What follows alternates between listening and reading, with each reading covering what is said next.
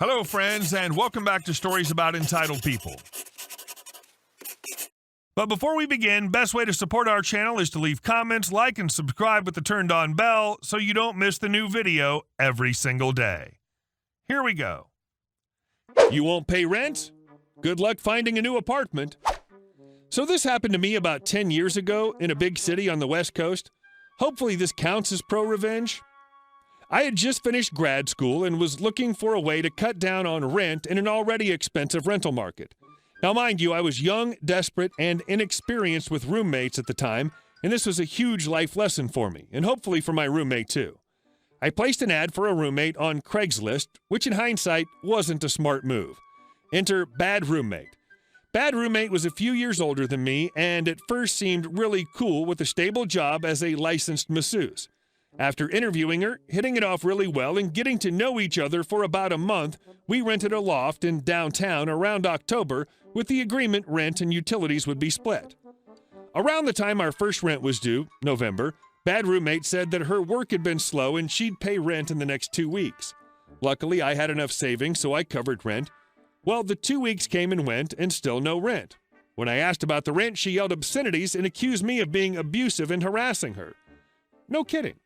While claiming she didn't have money for rent, she would be out of the house from 9 a.m. until 2 a.m. visiting friends. All this nonsense continued on, as well as other things such as stealing my food and breaking some of my belongings, including a bottle of wine that my recently deceased sister had given me.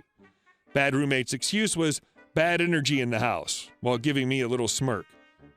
Fast forward to the beginning of December, and you guessed it, still no rent. This time, in addition to yelling obscenities, accusing me of being abusive, and breaking my stuff, bad roommate called the police on me, accusing me of making threats. The cops did not do anything, as there was no evidence I did anything. For the record, I didn't. But they did give me a lecture about making threats and said next time they come out, I could be arrested or forced to leave the residence. By this time, I was almost out of savings and was fearing eviction. Bad roommate had not paid rent since move-in. The final straw came when I came home from work to find her threatening my 2 cats who were cowering in the corner. I almost lost it, but due to what happened before with the police, I didn't want to poke the fire.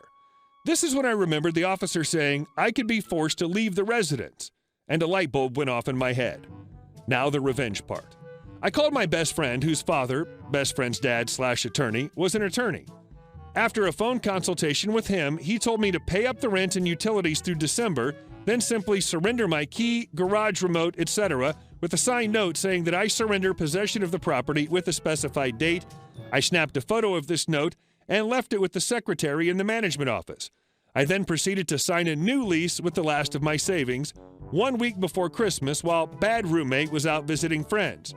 I packed up all of my belongings and left the house pretty much empty, except for the little bit of belongings she had, a little bit of food, and her bed. After about 2 days of angry voicemails, texts, and missed calls from bad roommate telling me what a horrible and irresponsible person I was to do this, boom, dead silence until April. In April, I was served with a summons for breach of contract for abandoning the lease by the landlord.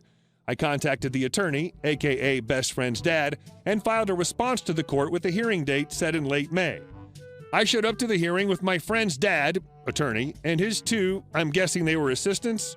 Bad roommate was also there looking smug, think wine bottle incident smirk. Next thing I know, the other attorney announces they are dismissing me from the lawsuit since I surrendered possession of the property, but they were not dismissing it against bad roommate. Bad roommate's face went gaunt.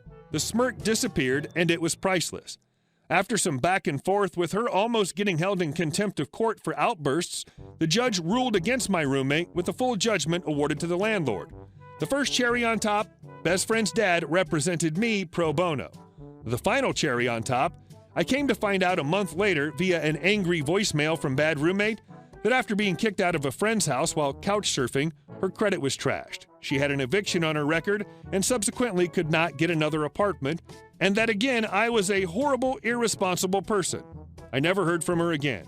Afterwards, she was on the news a few months later, mugshot and all, for trashing a convenience store. Last I heard, she moved to Vegas. In the end, my credit did take a small hit. Even though the suit was dismissed, the debt was put into collections and reported to the credit bureau. For the next 4 years, I tried unsuccessfully to have it removed. At the 4-year anniversary of the lawsuit, I petitioned the credit bureau under the advice of my friend's dad/attorney to clear my record as the statute for filing suit had expired at the 4-year mark. Failure to comply with the request would result in a lawsuit against the credit bureau for slander of credit. To be honest, I just followed his instructions, not knowing what I was even talking about. A couple days later, I received a call that my record had been cleared. Long story, but in the end, it was worth it to get back at an otherwise horrible person. And our second story. Golf club pro shuts down a rude older lady demanding me to help her with her golf clubs. So a couple years ago, I had a summer job at a pretty nice golf course. I split my time between helping members out with their bags / cleaning clubs / storing them and working behind the register in the pro shop. There was always this one really rude older lady who was always condescending when she talked to me, and instead of asking me to do things, she ordered me to do them.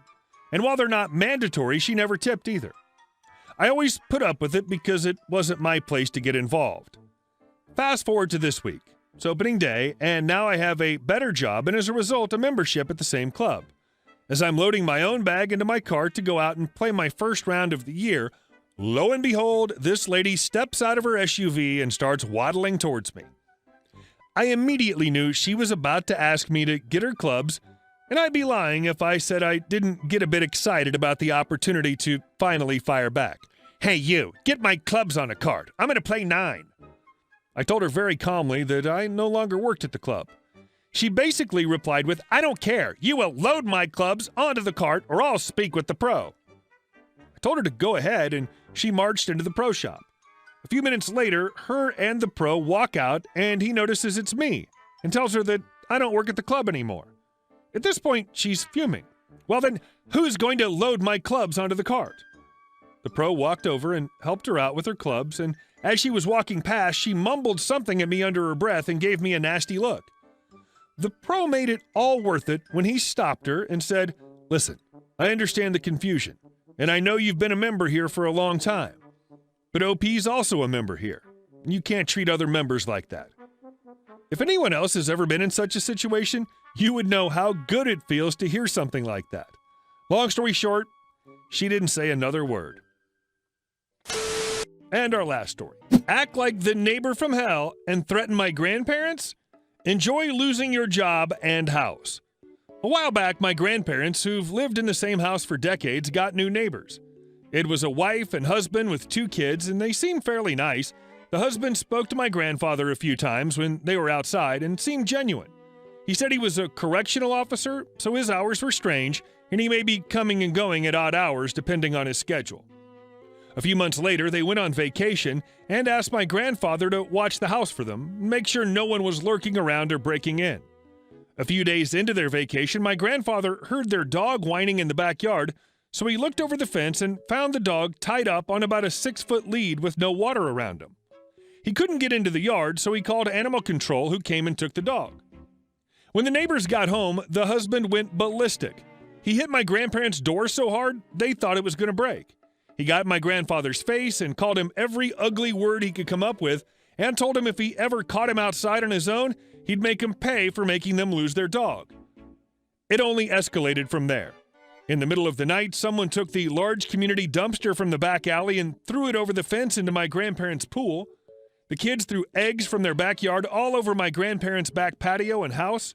Someone threw a grapefruit through my grandparents' window. The police were called every time, but said we couldn't prove who was doing it, and they weren't caught in the act, so there was nothing they could do. I'd had enough and started making calls up the ladder with the correctional institution. I spoke to the warden at his facility and was told that he would look into the issue. A few days later, he showed up again at my grandparents' house while I was there, going off again, and this time threatening to harm my grandfather again to teach me a lesson about trying to mess with his life. I went out the door to confront him, and he walked off and told me he wasn't going to hit me because he'd lose his job and I wasn't worth it, but proceeded to continue screaming and threatening me and my grandfather as he walked back to his house. This time, though, I was ready for the jerk, and I was recording everything from the moment he started slamming on the door. I called and spoke to the warden again and told him I had video evidence of the threats and this guy's just general volatile nature. A week later, 2 guys showed up at my grandparents' house and said they worked for the Associate Director of Corrections. They sat down for over an hour with my grandparents and wanted to know every detail of events that happened, so they were told everything, from the dog to the vandalism to the threats. I came over and showed them the video I'd taken, and we showed them copies of the police reports we'd filed. Apparently, this guy had an issue with his temper, among other things, and was here because he'd been told to take a transfer or be terminated from his previous facility. So they transferred here. He ended up losing his job and his house was foreclosed on. My grandparents were given an order of protection. We never saw them again. They left in the middle of the night, not long after we met with the director people. Screw that guy. His wife, who swore at my grandfather and always glared at him, and their 2 kids, 17 and 14, who I know had a lot to do with the vandalism that was happening to my grandparents' house. Thankfully, all's well since they left, and they've since gotten new neighbors who are wonderful people and own a local restaurant. They've even brought food over to my grandparents a few times and are excellent neighbors. Hey guys, thank you all for watching the video to the end, and I'll see you in the next one.